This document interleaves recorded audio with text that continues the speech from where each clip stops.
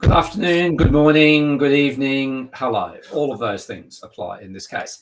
Webinar time. Welcome again to the Heinz webinar series, our deep dive into the weird and wonderful, and it is weird and wonderful, world of strata and management rights in Queensland. I'm Chris Heinz. I am Director of StrataSolve. That's stratasolve.com.au. Right alongside me, as per always, Frank Higginson, partner at Heinz Legal, which is the premier provider of legal services to the strata and management rights sectors in Queensland. Hello, Frank. Hello, Chris. Hello, everyone. Yet again, for what will be an interesting little topic today. They're always interesting topics, but this one kind of, it's a bit like the tides or a bit like the seasons, isn't it? It kind of rolls around with regularity, and it's remarkable the number of people that it actually draws in, if you like. We'll get to that in a tick. Have a bit of housekeeping first up. So if you're listening in live on YouTube, post your questions in the chat. We welcome those, and we always try and get through as many, if not all of them, as we can live. Or if you're listening to this as a podcast, or you're out walking the dog or doing the dishes, all of that sort of stuff, you can find all the notes and links we refer to at heinzlegal.com.au. So this week, Frank, I think it was a while back, or this time around, we were looking at a kind of a building profile series, different kinds of strata buildings. And this is the next in the series, which we have I've lamely titled The Joy of Duplex.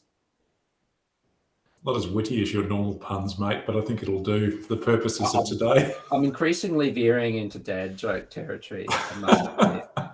I need better inspiration. Anyway, two-lot schemes, Frank. Nothing Lots of them out there. Lots of them out there. And this is an interesting one. It's sort of, there's part of me that should be doing these things to create money, and that's fine. But I don't think for us, we don't do much actual work in two-lot schemes. Most of the stuff we do is really contested stuff. But we do get a truckload of inquiry from people that are in duplexes with various questions that we inevitably usually refer to the Commissioner's office. So today's might be a little bit more of a charity case in terms of hopefully dealing with a bunch of questions that people have about duplexes, which is probably the vast majority of the market. Like there's 55,000 schemes in Queensland. I don't know, 30,000 plus duplexes, or is it there or thereabouts? Thereabouts, I think, Frank. Yeah. And look, here's a fun fact. The Americans think of a duplex as something, when you hear the word duplex in the States, it's quite a different concept. Duplex there means a home basically with two separate apartments and two separate entrances. But in Australia and Queensland in particular, Frank, we have a pretty regular concept of a two-lot scheme, don't we? I know in Queensland, I'm certainly used to a two-lot scheme being that traditional model where you've got dividing wall, lots on each side, and then carports either side of that. That's my regular concept of a two-lot scheme. It's never quite that simple, though, is it? No, well, it might look that way on paper, legally in terms of two lots, and structurally how they're built can be two completely, multiple different things. I've got one friend of mine had on the Gold Coast. It was a 3-story duplex. So the top floor was one lot, the middle floor was another lot, and the ground floor was half each.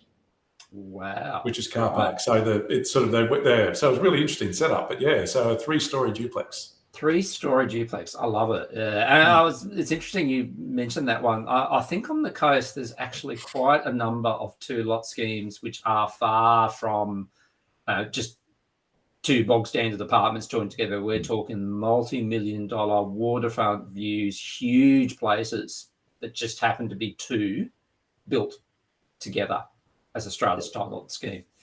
Yep, absolutely. So the general rule of thumb here, Frank, and I think you and I have heard this about 50 trillion times over the years from people who live in a two-lot scheme. I'm not in a body corporate. It's a two-lot scheme. It's a duplex. Basically, Frank, if there's any common property, you're in a two-lot scheme, you're in a body corporate. Absolutely. And I mean, it still drives me to distraction when I see things that I know are bodies corporate, not not in terms of having done the investigation, but you look at it and you know it's a body corporate in a real estate ad, and they say no body corporate. It's like, guys, come on, there absolutely is. And here's a little trick, I suppose, or trap for the young players. The easiest way to tell when you're a body corporate, and to be in a body corporate, you absolutely do need a piece of common property. So that might be letterbox only, could be to the driveway, whatever it is. But every property in Queensland has a title deed. And so they're all now online and search. So in a duplex, you'll have Chris might own lot 1 on SP 40,000. I'll own lot 2 on SP 40,000.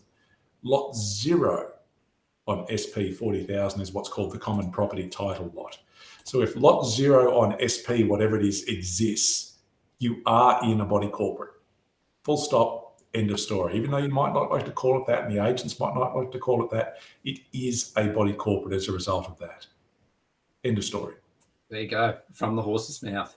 We're going to delve into what makes a 2-lot scheme special now. And I think the first thing to note that in a 2-lot scheme, assuming that both lots are owned by different owners, you've automatically got a deadlock every time.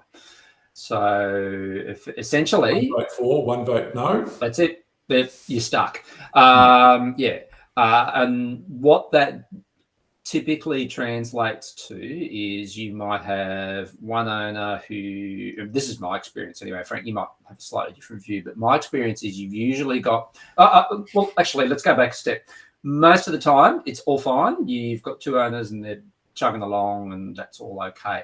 Where it's not okay is you've got one owner who typically wants to do the right thing, wants to be very compliant with body corporate rules, around a whole bunch of stuff, but then Frank, the other owner, arcs up. I'm not part of this. This isn't my thing. Yeah.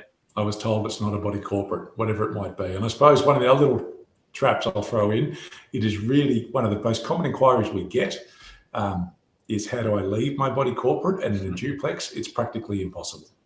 And the reason why is planning, because these things have all been built based on, I suppose, increased density on a smaller lot as part of a town plan. So you can't usually split one off to be on your own because you're not going to be in accordance with whatever the planning requirements actually are. So next to impossible to leave, leaving aside, Chris, as you just pointed out, to leave or to dismantle a body corporate requires a resolution without dissent in these circumstances. So if the other owner's not on board, you're not going. That's it, isn't it? Yeah. So it's really hard, if not impossible. It is, Frank. And look, back in the day when I was commissioner, these two-lot scheme disputes would be the toughest usually to resolve because they were so entrenched for all of those reasons that you and I have just spoken about. And it was actually reasonably commonplace. There were a few schemes in particular where literally every year one owner would have to come back and seek an adjudicator's order to get the other owner to pay insurance. And they had no other choice because each year the other owner denied that they were in a body corporate and thus denied they had to pay their share of the legislated insurance. So you imagine how difficult that is. Yeah, everything else that you've got going on with the purchase of a property, and suddenly every year you have to initiate legal proceedings to get a basic concept of your existence fulfilled. It's crazy. And that's what happens. And I suppose these ones, good, because there's no circuit breaker of third parties in the sense of other unit owners or usually a body corporate manager. A lot of these are self-managed. There's no body corporate manager because it might not be financially worthwhile as much as I think it probably should be. Certainly no management rights with any of them. So it's that the blind leading the blind sometimes in that sense. And the difficulty with these ones, because, usually they are very emotional disputes. I hate you, you hate me. We're trapped in this relationship that we can't escape, which is this body corporate, which we both happen to own units in or lots in. And you're being difficult about insurance. Well, I'm going to be difficult about noise, pets, parking, whatever it is, the usual ones, maintenance. Improvements on property, all that sort of stuff, arguments over exclusive use areas and all those sort of things. Like even back in the day, I used to live in a 3-story. It was a duplex, one at the front, one at the back. Really, first house, Southport. And my wife and I still joke about this occasionally. The neighbours were the typical duplex with one each side, and a big open backyard at the back. And one day, one of them went and put in a whole bunch of fence posts through the middle of the backyard. So I don't know, I'm assuming it wasn't exclusive use. And we're watching this thing, oh, there you go, they're creating separate yard areas. And that night, the other one came and dug them all out. So we were sitting on the balcony quietly laughing to ourselves, which is, not anymore because this is what I do for a living, at this old lady digging fence posts out. And that's the type of dispute that goes on in these things. It's just extraordinary. All right. What does the legislation have to say about two-lot schemes? Actually, it has quite a bit to say. First of all, they have their own regulation module, and we will put a link up, and there'll be a link available to you to go and have a look at that. That's called the Specified Two-Lot Schemes Regulation Module. But here's a big trap for inexperienced players, Frank. Just because you are part of a two-lot scheme, it does not follow that that's the regulation module which applies to you. Absolutely. So, and I suppose people, if it's a newer, well, actually not even so. So the way BCCM Act worked when it arrived in 1997, so 25 odd years ago, was that everybody corporate was automatically deemed to be part of the standard module or to have adopted the standard module. There was a 3-year window to go and change modules, which you could do at a lesser threshold, and after that, it's special resolution. So, but the issue, and this is what Chris and I talk about every other week as well, is apathy or wouldn't call it ignorance, not understanding what your rights might be or what the opportunities are. There are still thousands upon thousands of duplexes that existed in 1997 that automatically had the standard module applied to them that haven't changed to the two-lot scheme module, the specified legislation that Chris was talking about just before. So there are still lots of duplexes governed by the standard module. Now, developers or people putting together duplexes since 1997 may well have started to adopt the two-lot scheme module as the scheme to regulate those, but it'll depend a little bit, I suppose, in a sense of sort of how sophisticated the developer is and what legal advice they got at the time and all that sort of stuff as to whether they've done that properly. But there's lots of duplexes that won't be governed by the two-lot scheme module as much as they should be. You're right, and that's the problem, isn't it, Frank? Because that two-lot scheme module was specifically designed to reflect the fact that when you've got two lots, the reasonably prescriptive elements that apply elsewhere under body corporate legislation probably shouldn't apply as much to two-lot schemes. That's the way government has viewed it up until this point anyway. Is there an argument to say that that should be looked at? Maybe. But this is what we're dealing with at the moment. So what are some of those differences? Well, first and foremost, the two-lot scheme module can only apply to residential lots, or what is termed residential. You also, interestingly, Frank, you can't have a letting agent for a two-lots for the two-lot module to apply. Yep, can only have a body corporate manager for 1 year. You don't get the choice to go up to 3 like most other modules. And I suppose for the real strata nerds out there, if you're really interested, you can probably read the two-lot scheme in maybe 20 or 30 minutes. The standard module, for example, is going to take you hours. So you can see that the government has trimmed down the regulations like crazy. The next one, you're not obliged to open bank accounts. Now, isn't that interesting, Frank? It is. I know I should have known that, and I know I probably did know that, but when I was doing my research and prep for this, I realised that. I went, oh, okay, right. There you go. Amazing what happens when you read legislation, isn't it? It is. So it therefore follows, Frank, no bank account. There's also no levies. There's this mysterious thing called owner contributions. Yes. And I suppose, like, to me, that's predicated on the only expense we've got each year is the insurance. So it's going to cost $800. You give me your $400 and I'll pay both. So rather than channeling through the bank account, it comes out. So it does reduce the administration. But again, it's sort of that, and you come back to the argument, that, and that's why I suppose most of the arguments here are about money and insurance and spending and whatever it might be. The argument or the suggestion of the lack of requirement of bank accounts and not the inability, but the reframing of how levies are looked at sort of connotes a different type of arrangement. Like you get a levy notice from a body corporate that says pay me. It's not your neighbour coming and saying, give us half the insurance, mate. But here's where we are. It really opens up a bit of a... I think everyone could probably see and understand why that's the case. You can see the logic behind that arrangement. It opens up a whole barrel of risk, though, doesn't it? Because you are essentially relying upon human nature being good. And yeah, that doesn't really work a lot in strata, I've got to say. Another interesting factoid about two-lot schemes are no proxies. Yeah, you vote. You own, you vote. That's it. You don't appoint. There's also no AGMs. No, or committee decision-making processes. And I suppose this is why the module is so thin. All of this stuff is just gone. And you can have unit owner agreements. So the owners can agree amongst themselves what it is that they want to do for their particular body corporate. And I suppose the lawyer in me, we don't do cottage conveyancing. Our conveyancing that we do it is tied up with management rights, so tied up with the business and a bigger lot usually. In cottage conveyancing land, where you're just doing ordinary, mum and dad conveyancing all day, every day properties, you see a fair bit of this, where there's lots of duplexes. Those unit owner agreements don't need to be registered. So if Chris and I agreed that the owner of lot one's going to pay 80% of the insurance for the next 5 years in exchange for something that I've actually done for him in the meantime, and that's just a document between us. It's not registered on title. Exchange of emails, isn't it, Chris? Yeah, it is. And how does a buyer find out about that from a due diligence perspective or a conveyancing perspective?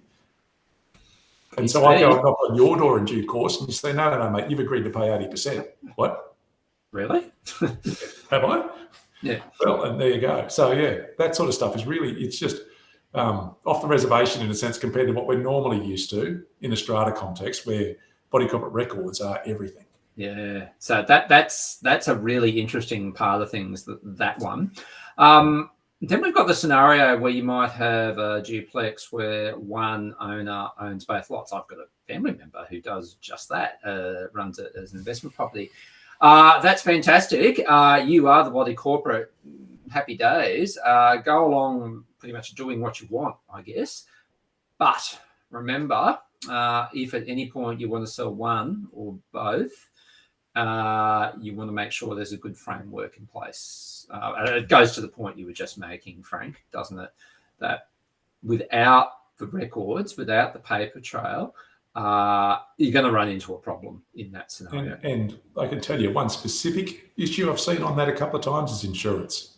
So when someone owns a property in one line, so if you own your duplex that your family member owns that wasn't strata title is just almost a dual occupancy property. Yep. It's a block on 405 square metres of land, lot one on SP, whatever, no two titles, whatever.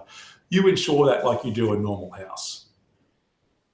With a body corporate, it's different because you've got the plan format stuff that we've spoken about, building format versus standard format, and you've got common property. And the common property isn't owned by any individual lot owner, but it's owned by the body corporate. So it's its own entity. So it needs its own insurance. Because the issue you've got and this happens all the time with people who own both lots or all three lots in a strata title scheme, is they go and get normal insurance, which is household insurance, and they don't actually get insurance for the body corporate because the risk that exposes you to at some stage is going to be that you do go to sell one of the things and someone says, well, where's the insurance? They do a proper due diligence and there doesn't happen to be any, which means that body corporate hasn't got insurance for the common property for however long it's been alive, which means that if someone has tripped and fallen, and again, it might just be the letterbox, so it might be low risk, the driveway, but if it's a commercial one or something like that, because this happens in commercial schemes as well, if you don't have that insurance and you're in a high risk environment, then you're sitting there with no cover for something that might have happened in the past. And a new buyer of one of those lots is going to assume responsibility, their proportionate share of responsibility for whatever those claims might be. Well said, Frank. One of the other things that is different in a duplex is bylaw enforcement. It's not the same as you will find elsewhere. So that very prescriptive bylaw enforcement process that we've banged on about seemingly endlessly in these webinars, nowhere near the same in a two-lot scheme. One thing which is the same, Frank, is that occupier rights and responsibilities remain very much protected in a two-lot scheme. So there's no capacity just because you've got a two-lot scheme which simplifies and makes things a lot more informal. Suddenly occupiers don't have any rights. No, that's not the case. In fact, they're all the same, aren't they? And obligations. They're all So, corresponding. Yeah. So that there's some of the key differences, and I think going back to the point you made pretty much near the start there, Frank. If you are a part of a two-lot scheme and you realise that you don't exist under the specified two-lot schemes regulation module and you want to change, you're going to have you and your fellow owner unanimously agree to it. Basically, that's really the only option that you will have. All it takes is your neighbour to say no, and you're stuck. So I think this leads to the next point that we want to make, and this is we talk about communication all the time in webinars, but when we get to a two-lot scheme, Frank, communication takes on a really important, integral part of the process, doesn't it? Oh, it's the be all and end all, isn't it? In a 100-lot scheme, you've got to send out the notices. Half the people don't vote, some get involved, some talk to others, whatever it might be. In a two-lot scheme, it's sort of beyond Thunderdome type stuff, isn't it? Two people enter, but no one leaves. So the communication piece in terms of making sure that if you want to drive, and so I'd say this from a more meticulous ownership perspective, if you want to create an environment that probably has some record keeping and has some process to it, make sure you talk to your fellow owner before you just thrust that upon them. Because that really is where the fights start. Mate, if you don't mind reading this thing, I'm really interested in body corporate. I watched this webinar by these two guys every other week about strata stuff. They did this one on two-lot schemes. I'd like to make sure that we've got the detail. Is it okay if I run that and I'll just keep you in the loop as to what's going on? Yeah, sure, mate, go for it. As opposed to just hit them with a notice of a meeting or a own contribution statement or something like that out of the blue, which is immediately, what do you want about?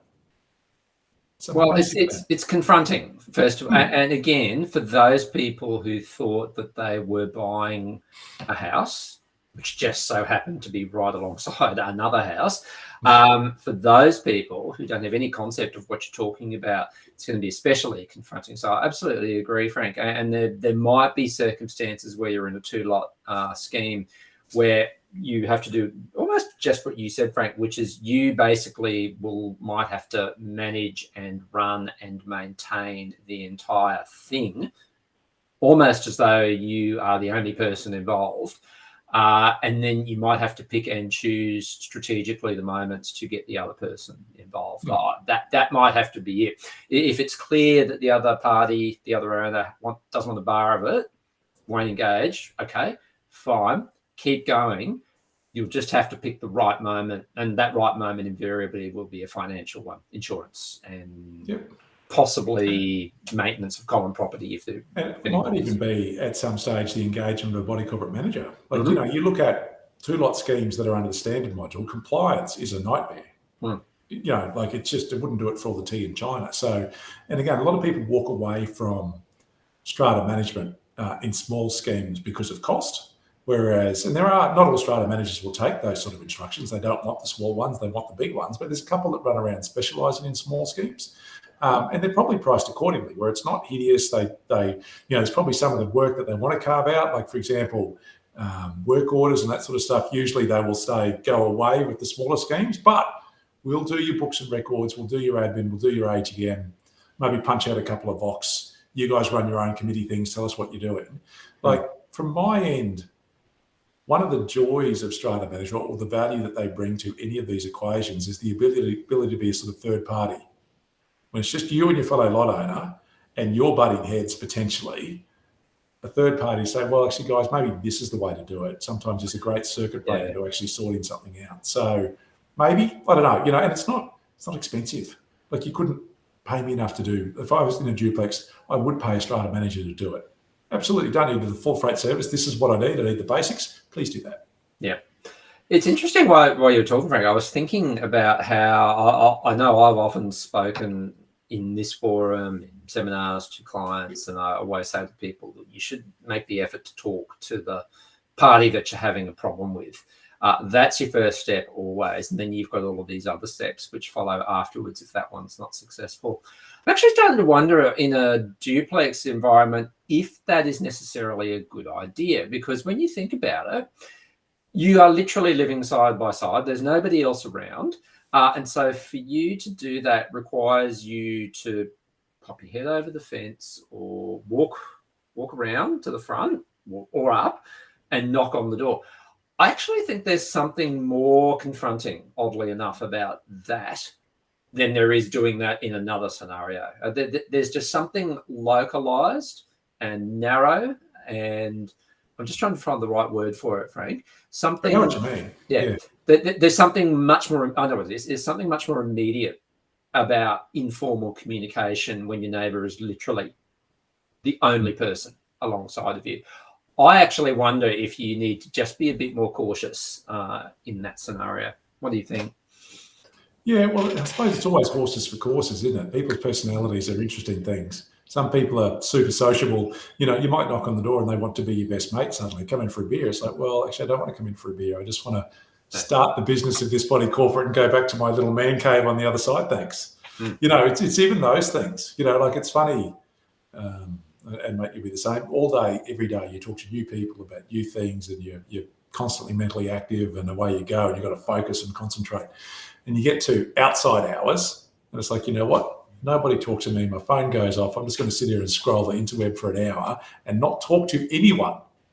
You know what I mean? Someone coming and knocking on my door to introduce themselves as my neighbour. It's like, yes, socially I should do that. And it's a good thing to know who they are. But if they're doing it at 5:30 on a Friday, it's just like, no. Yeah. I'm just not in the headspace to deal with it. So even getting that right can be difficult. So I think maybe what it means for the best takeaway that we can give people in a two-lot scheme scenario is you really do have to take responsibility for yourself. It's very difficult to compel your neighbour to get involved if they either don't want to or don't believe it in the first place. That's really important here. So you will have to might as well take responsibility for yourself. That might mean that you maintain things and sort of move things along as best you can under the circumstances. But it really, as you say, Frank, I think really reinforces the idea that this is communication on a very business-like basis. Chummy kind of chat about the business of strata in a two-lot scheme probably isn't going to be ideal in this scenario. But it might work for some people. Maybe, this is the thing. You know, maybe there's two strata geeks sitting living beside each other and away we go. I want to be in the standard module and be regulated up the wazoo. Let's go. Up the wazoo. Absolutely. Got a question right at the end here from Nanadele. I believe that's how it's pronounced. Thanks. Question 1: is a small scheme module the same as a two-lot scheme for a duplex, Frank? No. So I suppose we've got our big modules. I suppose accommodation, commercial, standard. Then at the smaller end of the market, you've got small schemes and the specified two-lot scheme module. So small scheme module is for 6 lots or less. So that has a sort of higher degree of regulation than what the specified two-lot scheme does. So in theory, well, not in theory, you can be. You could be in a duplex under the small schemes module if you felt like it. Really up to you, but that does, if you're going to stick to the letter of the law, requires more compliance than what the two-lot scheme. So maybe you do want to have a set of ground rules that everyone knows what there are, and there are some books and records and there are levies and all that sort of stuff, in which case the small schemes module might be the one for you. Actually, what we'll do is put up a BCCM Form 19, which explains all of the differences between the various modules for everyone to have a look at. And yet, part 2 there, Nanadele. What if one person lets out their light using a letting agent? Does this now mean it should be run as a standard module? No, it doesn't. The obligation for a two-lot scheme module is that the lots are residential, so letting it out doesn't change the fact that it's residential still. No, and what the legislation is talking about there is actually engage with the body corporate engaging the letting agent. So for bigger schemes, the body corporate authorises the letting agent. That letting agent can go and let lots on behalf of owners. No matter what you are, and I suppose this is the joy of our property rights system, is it's your property. You can do it as you see fit. So you can always, subject to whatever town planning restrictions there might be, rent out property via an agent who's on site, which is what letting agents in the bigger schemes authorise, or letting agreements, or off site using different agents. Yeah, absolutely. We have come to the end today. So look, as per what we said at the start, you can find all the notes and the links at hineslegal.com.au. You can find me, Chris Irons, at not Hines Legal. You can find me at stratasolve.com.au. You can certainly find Frank at hineslegal.com.au. 12 months ago, you would have been able to find Chris at Hines Legal. Not anymore. Not anymore, no. But we're still friends, mate. Clearly. That's all the time we have time. Gosh, I can't speak. That's all we have time for this week. I'm Chris. He's Frank. I'll be a better speaker next time, I promise. Thanks, everybody, for tuning in. Much appreciated. See you guys. Bye. Bye-bye.